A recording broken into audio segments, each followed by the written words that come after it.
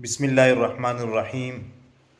हुमैरा असगर जो अदाकारा जिनका इंतकाल हुआ, उनके वालिदैन बात कर रहे हैं उस हवाले से। तो उनकी वालिदा बात कर रही है, तो आप सुने ज़रा, फिर बात करते हैं। साथ वाले हमसाए कहते हैं कि चीखों की आवाज़ भी आती थी इनके फ्लैट से, मेरा के फ्लैट। किसी ने ये जानने की कोशिश, हम तो चलो दूर थे, हमसायों का कितना, हमसाए मान जाए होते कितना हक होता है। किसी ने जानने की कोशिश नहीं की, उसका दरवाज़ा नहीं खड़काया, उसके ऊपर से टेरेस की तरफ जाकर उसकी खिड़की खुली थी, वो जाकर देखे। इतने बेईमान वहाँ के कराची के लोग हैं, इतने खुशक लोग हैं ना, मैं तो लानत भेज दी उन पर। क्या क्या होता रहा बेचारी का। और वो दूसरे साथ वाले हमसाए वो 4 महीनों के लिए बाहर टूर पे चले गए, सैर सपाटे पे। उन्होंने नोटिस नहीं लिया कि हुमैरा अंदर कमरे में नहीं है। उससे पूछे, हम दरवाज़ा खड़काएं, उसकी नौकरानी काम करने आती थी, वो भी नहीं आई। दरवाज़ा खड़का के चली गई होगी, पता नहीं है कि नहीं है। दरवाज़ा ताला भी लगा हुआ था।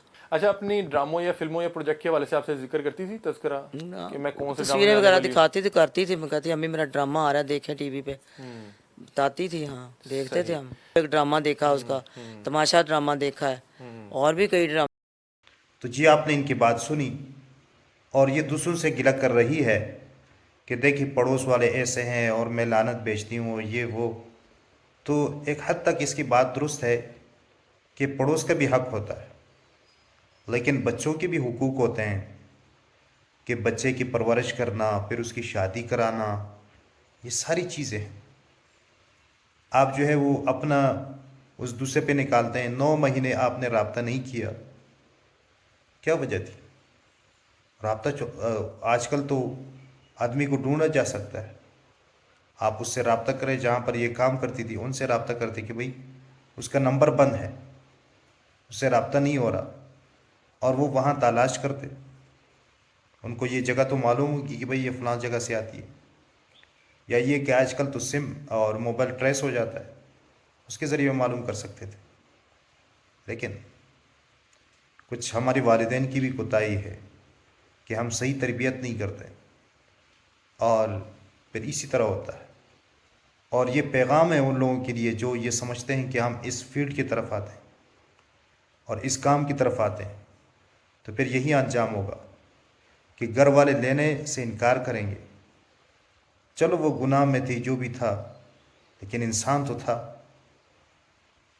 खैर, अल्लाह ताला उनकी मग़फ़िरत फ़रमाए।